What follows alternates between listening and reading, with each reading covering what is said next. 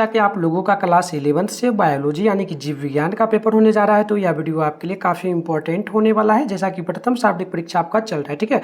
तो विषय कोड देखिए आपका 119 है, टाइम आपको 1 घंटा 30 मिनट का इसमें दिया जा रहा है। टोटल 50 नंबर का एग्जाम होगा। और प्यारे बच्चों, मैं आपको पहले ही अपना नंबर दे रहा हूँ ताकि आप लोग इस नंबर पर मैसेज करके व्हाट्सएप ग्रुप ज्वाइन कर लेना 98-355-16-710 पर, ठीक है।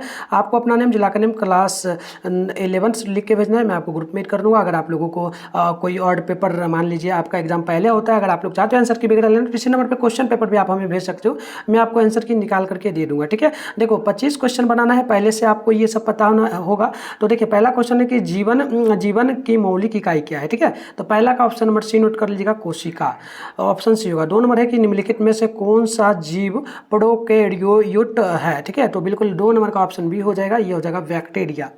आगे देख लीजिए क्वेश्चन नंबर 4, आपसे 3 नंबर बोला, पौधे किस प्रक्रिया का उपयोग करके सूर्य से के प्रकाश को भोजन में परिवर्तित करते हैं। तो 3 का ऑप्शन बी होगा, प्रकाश संश्लेषण द्वारा, ऑप्शन बी होगा। 4 नंबर क्वेश्चन है, निम्नलिखित में से किस कोशिकांग में आनुवांशिक पदार्थ होता है। तो 4 का ऑप्शन नंबर डी हो जाएगा, नोट कर लेना है प्यारे बच्चों, है ना। 4 का ऑप्शन डी हो जाएगा, नोट कर लेना है, किण्वन। अगली क्वेश्चन 4 है ना, 4 का ऑप्शन डी होगा, ये हो जाएगा क्लोरोप्लास्ट। आगे क्वेश्चन नंबर 5 है, रक्त का कौन सा घटक संक्रमण से लड़ता है। तो याद रखना है 5 का ऑप्शन नंबर बी होगा, यह हो जाएगा सफेद रक्त कोशिका, ऑप्शन नंबर बी बिल्कुल करेक्ट हो जाएगा।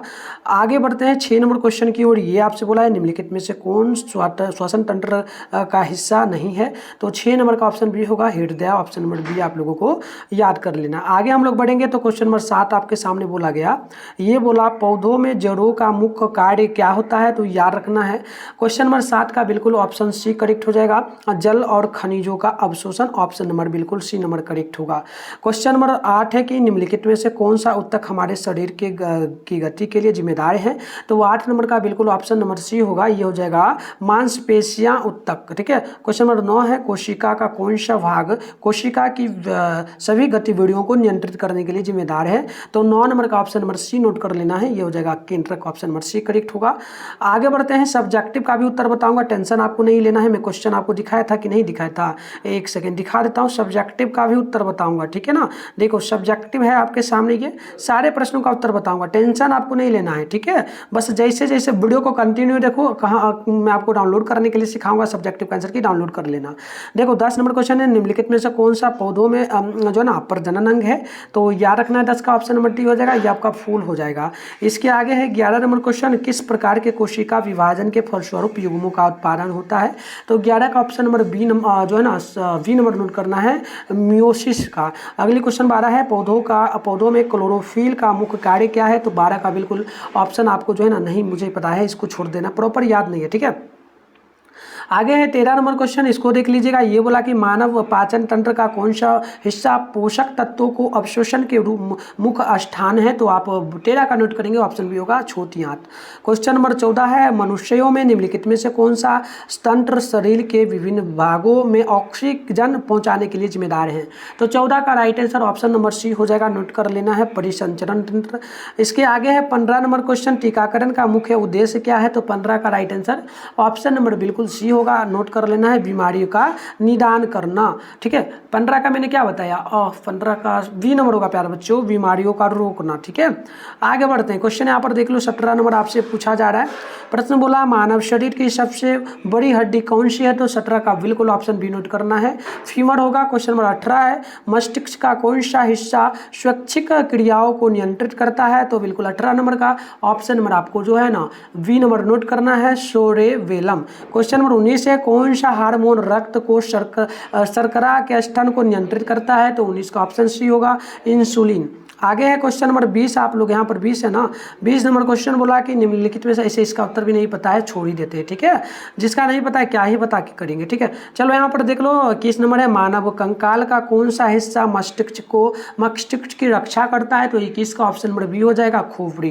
क्वेश्चन नंबर 22 है, पौधों में कौन सा ऊतक प्रकाश संश्लेषण के उत्पादों का परिवहन करता है। तो 22 का बिल्कुल ऑप्शन नंबर बी होगा, नोट करना है, फ्लोएम। आगे आप लोग देख लीजिएगा, 23 नंबर क्वेश्चन हैं निम्नलिखित में से कौन यकृत का कार्य नहीं है, तो 23 का ऑप्शन नंबर सी होगा पित्त उत्पादन। क्वेश्चन नंबर 24 है किस कोशिकांग को कोशिका की आत्महत्या की थैली कहा जाता है, तो 24 का ऑप्शन सी होगा लाइसोसोम को। आगे आप लोग देखेंगे तो 25 नंबर क्वेश्चन आपसे बोला गया निम्नलिखित में से कौन सा एक आनुवांशिक विकार है, तो 25 का ऑप्शन नंबर सी होगा यानी कि सिकल सेल एनीमिया। आगे है 26 लाल रक्त कोशिका का मुख्य कार्य क्या है, तो 26 का ऑप्शन सी होगा, नोट करना है ऑक्सीजन का परिवहन। आगे है क्वेश्चन नंबर 27 निम्नलिखित में से कौन सा स्वदेशी है, तो आप नोट करेंगे 27 का ऑप्शन नंबर डी होगा, नोट करना है शैवाल। क्वेश्चन नंबर 28 है किस प्रक्रिया से ऑक्सीजन की उपस्थिति में ग्लूकोज को ऊर्जा परिवर्तित किया जाता है, तो 28 का ऑप्शन सी नोट करना है श्वसन के द्वारा। आगे देखिए क्वेश्चन नंबर आपके सामने जो है 29 है, 29 का उत्तर नहीं पता है मुझे। 30 नंबर की मानव का नैतिक मानव का जो है ना वैज्ञानिक है क्या, अरे कुछ भी हो छोड़ो, वैज्ञानिक नाम ही पूछा है, ठीक है चलो वैज्ञानिक ही है। चलो तो देख लो 30 का ऑप्शन नंबर ये हो जाएगा, ये हो जाएगा होमो शोपियंस, ऑप्शन नंबर ये होगा। तो ये ऑब्जेक्टिव का कंप्लीट मैंने बता दिया। प्यारे बच्चों आप चैनल को जरूर सब्सक्राइब कर लेना, इसके बाद आप लोगों का इंग्लिश हिंदी का पेपर आएगा, ठीक है ना। सब्सक्राइब करके रखना, नोटिफिकेशन को ऑल पे प्रेस करके रखना और व्हाट्सएप ग्रुप वगैरह को ज्वाइन कर लेना। आगे हम ग्रुप ज्वाइन करने के लिए सिखाएंगे, नंबर भी दिए कर लेना। देखो इसमें 1 से लेकर के 10 तक प्रश्न 5 प्रश्नों का जवाब देना है, 10 नंबर के लिए होगा। तो आप एक प्रश्न को देखो। पहला क्वेश्चन की कोशिका में कोशिका झिल्ली का क्या महत्व है। 2 नंबर की प्रकाश संश्लेषण क्या है या जीवन के लिए क्यों महत्वपूर्ण है। 3 नंबर की पौधों में जाइलम और फ्लोएम के क्या कार्य हैं। 4 नंबर जीवाश्म ईंधन की हानियां क्या हैं। 5 नंबर एक कोशिका एवं बहुकोशिकीय जीव में 2.2 उदाहरण दे। और 6 नंबर की जो ना किशमिश है क्या, अरे किशमिश को पानी में डालने पर क्या होता है। 7 नंबर की ओजोन क्या है, इसका क्या महत्व है। क्वेश्चन नंबर 8 है कि प्रोकैरियोट तथा यूकैरियोट के मध्य भाग को अंतर स्पष्ट करें। 9 नंबर की पौधों द्वारा खनिजों का अवशोषण कैसे होता है।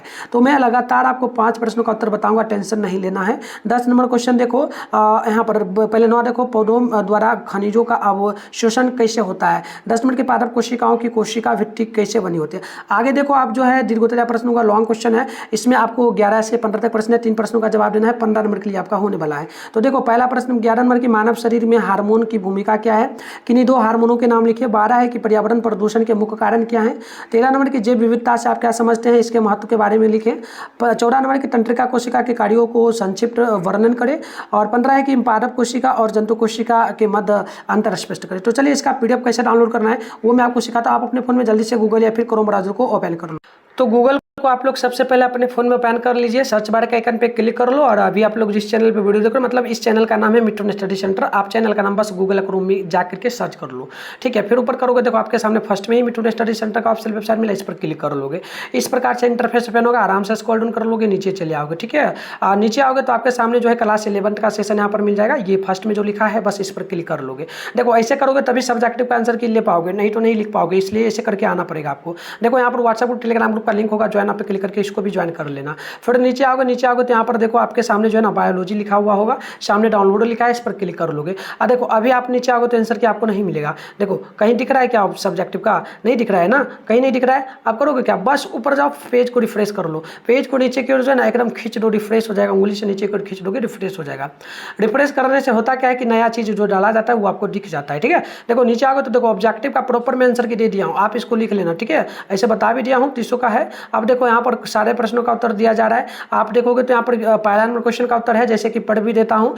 इसलिए कोशिका झिल्ली के 2 कार्य हैं। पहला एक अवरोध के रूप में कोशिका के घटकों के अंदर को अवांछित पदार्थों के को बाहर रखना, और दूसरा एक द्वार के रूप में कोशिका अंदर आवश्यक पोषकों तत्वों परिवहन और अपशिष्ट उत्पादों को कोशिका से बाहर कर देना। कोशिका झिल्ली का मुख्य जो है ना रूप फैटी एसिड आधारित जो है ना लिपिड प्रोटीन बनता है। तो इस प्रकार से यहाँ पर सारे प्रश्नों का उत्तर है। मैं ज़्यादा टाइम नहीं लूँगा, आप यहाँ से आओ, सारे प्रश्नों का आंसर की यहाँ से जो है ना फटाफट से आप लोग यहाँ से आकर के सारे प्रश्नों का आंसर की लिख लो। लॉन्ग का भी है, देख सकते हो 11-12 13 का सबका, तो आकर के जल्दी जल्दी आप लोग यहाँ से लिख लो।